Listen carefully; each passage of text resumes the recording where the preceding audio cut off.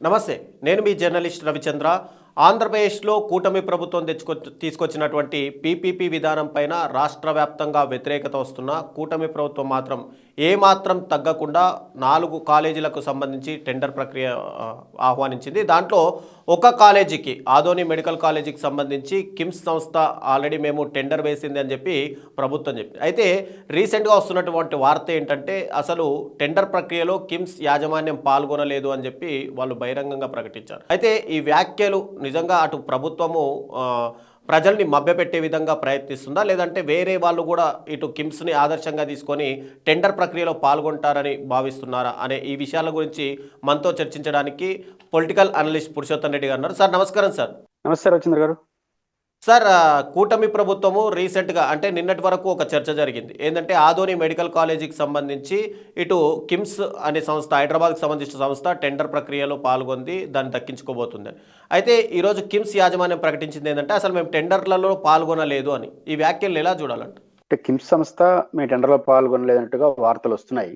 సరే పాల్గొన్నారా లేదా అనేది పక్కన పెడితే బహుశా వారు 4 కాలేజీలు టెండర్లు వేసినట్టున్నారు. పులివెందుల, మార్కాపురం, మదనపల్లి అనుకుంటాను, ఆదోని. దీంట్లో Pulivendula, Markapuram, Madanapalle ready to start. Pulivendula medical కాలేజీకి అయితే ఫస్ట్ 2024 విద్యా సంవత్సరానికి 50 సీట్లు కేటాయించారు. ప్రభుత్వం నిర్ణయం తీసుకునే ఆలస్యం వల్ల అది అందుకోలేకపోయాం. ఎదురప్పటికి 3 కాలేజీలు రెడీగా ఉన్నాయి. ఆధునిక కాలేజీ అండర్ కన్స్ట్రక్షన్ లో ఉంది. దీనికి టెండర్లు వైటే వచ్చాయని అంటారు. అసలు ఆధునిక కాలేజీకి వైట్ రావడం కాదు, అసలు 3 కాలేజీలు రెడీ టు స్టార్ట్ కాలేజీలకి టెండర్లే రాలేదు అంటే దాని అర్థం ఏంటి? కాబట్టి ఆసక్తి చూపట్లేదా, లేదా జగన్మోహన్ రెడ్డి గారి హెచ్చరికలకు దృష్టిలో పెట్టుకొని చేయట్లేదా? ఈరోజు వైద్య ఆరోగ్య శాఖ మంత్రి గారు ఏమంటున్నారు? జగన్మోహన్ రెడ్డి గారు లేదా వైఎస్ఆర్ కాంగ్రెస్ పార్టీ డైరెక్ట్ గా ఫోన్లు చేసి బెదిరించారు, మీరు వేయొద్దని అన్నట్టుగా వారు అర్థం వచ్చేట్టుగా మాట్లాడారు. ఇంకో పక్క ప్రభుత్వానికి ఎవరు భయపడరు, భయపడాల్సిన అవసరం లేదని ప్రభుత్వం అంటుంది. పాయింట్ ఏంటంటే ఇక్కడ భయం, భక్తి ఇవేం కావు. జగన్మోహన్ రెడ్డి గారు బెదరగొడితే బెదిరిపోయేట్టుగా అంటే అందరూ బెదిరిపోతారు కదా, కేవలం వీళ్ళు మాత్రం ఎందుకు బెదిరిపోయారు, బెదిరిపోయినారా లేదా అనేది ఇక్కడ ముఖ్యమైన అంశం. మొట్టమొదటి అంశం ఏంటంటే మెడికల్ కాలేజీల విషయంలో ప్రభుత్వం తీసుకొచ్చిన పీపీపీఏ పద్ధతి ఏదైతే ఉందో దానికి సంబంధించి జగన్మోహన్ రెడ్డి గారు గట్టిగా ప్రజల్లోకి వెళ్ళాడు. జగన్మోహన్ రెడ్డి గారు ఈ విషయంలో చాలా కఠినమైన నిర్ణయానికి వచ్చారు. దాంట్లో ఒకానొక నిర్ణయం ఏంటంటే, మేము అధికారంలోకి వస్తే మేము వెంటనే దీన్ని పీపీ పద్ధతిని రద్దు చేసి తిరిగి ప్రభుత్వం నిర్వహిస్తుంది విధానమైన ప్రకటన చేసేసాడు. ఆయనకి ఆ రైట్ ఉంది, గెలిస్తే చేస్తాడు.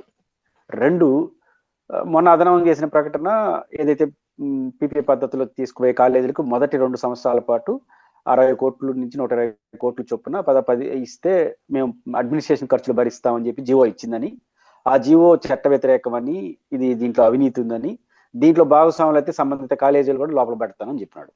దీనికి పెద్ద భయపడరు. కానీ ప్రధానమైన అంశం ఏంటంటే, నేను వస్తే తిరిగి ప్రభుత్వ పరం చేసేస్తాను అని ఒక లైన్ తీసుకున్నాడు. సహజంగా రాజకీయాల్లో ఇట్లాంటి హెచ్చరికలు మామూలుగా ఉంటాయి, కానీ ఈ విషయంలో జగన్మోహన్ రెడ్డి గారిని నమ్ముతారు. ఎందుకు నమ్ముతారు? ఆయన 17 మెడికల్ కాలేజీలు ఆయన పొలిటికల్ విల్ పవర్ తో తీసుకొచ్చాడు, కేంద్ర ప్రభుత్వం నుంచి పర్మిషన్. దాంట్లో 40% కేంద్ర ప్రభుత్వ నిధులు. ఆల్రెడీ 6 కాలేజీలు పూర్తి అయిపోయినాయి. ఇంకొక 3 కాలేజీలు రెడీ టు స్టార్ట్, ఇంకొక 8 కాలేజీలు అండర్ కన్స్ట్రక్షన్ లో ఉన్నాయి. కాబట్టి అంత ప్రతిష్టాత్మకంగా చరిత్రలో నిలిచిపోయానని జగన్మోహన్ రెడ్డి, ఆంధ్రప్రదేశ్ చరిత్రలో ఎవరైనా మెడికల్ కాలేజీలు అంటే జగన్మోహన్ రెడ్డి గారు గుర్తొచ్చేట్టుగా ఆయన చేశాడు. అంతటి విలువైనటువంటి చేసిన ఆయన దాని నుంచి వెనక్కిపోడు. 2, పెద్ద ఎత్తున ప్రజల్లోకి వెళ్ళిపోయాడు ఆయన. జగన్మోహన్ రెడ్డి గారు కూడా తన నిర్ణయాన్ని మార్చుకోలేని అంతగా ప్రజల్లోకి వెళ్ళిపోయినాడు. ఇప్పుడు జగన్మోహన్ రెడ్డి గారు రాజకీయ అవసరాల కోసం ప్రకటన చేసి రేపు వెనక్కబోదంటే కుదరదు. ఎందుకని 1,04,00,000 మంది సంతకాలు పెట్టారు. అది కూడా మామూలుగా కాదు. ఒక అప్లికేషన్, ఉద్యోగానికి నియామకాన్ని పోతే అట్లా అప్లికేషన్ రాస్తారు, అట్లాంటి అప్లికేషన్ లో పెట్టించినాడు. అంత వివరణాత్మకం పెట్టించారు. 1,00,00,000 మంది ఇన్వాల్వ్మెంట్, 1/4 సమాజం ఇన్వాల్వ్ అయిపోయింది. చదువుకున్న వాళ్ళు వీళ్ళందరూ ఉన్నారు. కాబట్టి జగన్మోహన్ రెడ్డి గారు వెనక్కి పోడు. కాబట్టి విధానపరంగా జగన్మోహన్ రెడ్డి గారు ఎప్పుడైతే తిరిగి తీసుకున్నారో, రవిచంద్ర గారు బేసిక్ గా మీరైనా నేనైనా ఒక ప్రైవేట్ పెట్టుబడి ఎందుకు పెడతాం? ఈరోజు ₹4 పెడితే రేపు ₹10 రావాలని.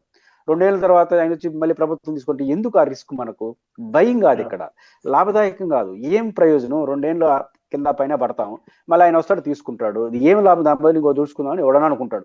మినిమం సెన్స్ ఉండేవాడు. బిజినెస్ మెన్లకి ఎక్కువ సెన్స్ ఉంటుంది. కాబట్టి ఖచ్చితంగా ఈ కారణంగానే జగన్మోహన్ రెడ్డి గారు తిరిగి తీసుకుంటామన్న నిర్ణయం కారణంగానే ఎవరు ఆసక్తి చూపట్లేదు. ఇది ప్రాథమికమైన అంశం. రెండో అంశం ఇక్కడ పీఠముడి పడిపోతా ఉంది. జగన్ ఏమో తగ్గడు, ప్రభుత్వం ఏమో ముందుకు పోక తప్పదు. ఎందుకని? ప్రభుత్వం పీపీఏ పద్ధతిలో ఫస్ట్ అనౌన్స్ చేసినప్పుడు జగన్మోహన్ గారు వ్యతిరేకించినప్పుడే కొంత పునరాలోచన చేస్తుంటే దట్ ఈస్ డిఫరెంట్ ఇష్యూ. ఇప్పుడు జగన్ గారు 1 కోటి మంది సంతకం పెట్టేసి జనంలోకి వెళ్ళిపోయి హెచ్చరికలు చేసి వాళ్ళు టెండర్లు అయ్యాక ఇప్పుడు కానీ ప్రభుత్వం వెనక్కి వస్తే పొలిటికల్ గా చాలా నష్టము. ఎందుకని? జగన్మోహన్ రెడ్డి గారు అప్పర్ హ్యాండ్ తీసుకునేస్తాడు. ఇప్పుడే తీసుకున్నాడు ఈ మెడికల్ కాలేజ్లో, మళ్ళీ తీసుకుంటాడు. కాబట్టి ఈ ప్రభుత్వం భయపడినట్టు కదా. ఇంకా ఏ నిర్ణయం తీసుకున్నా జగన్మోహన్ వ్యతిరేకిస్తే ప్రభుత్వం వెనక్కిపోతుంది మెసేజ్ అనేది ప్రభుత్వానికి ముందర కాలబంధం అయిపోతుంది. కానీ ప్రభుత్వం వెనక్కి రాలేదు. పోనీ ముందుగా మొండిగా పోదామంటే జనంలోకి వెళ్ళిపోయినాడు.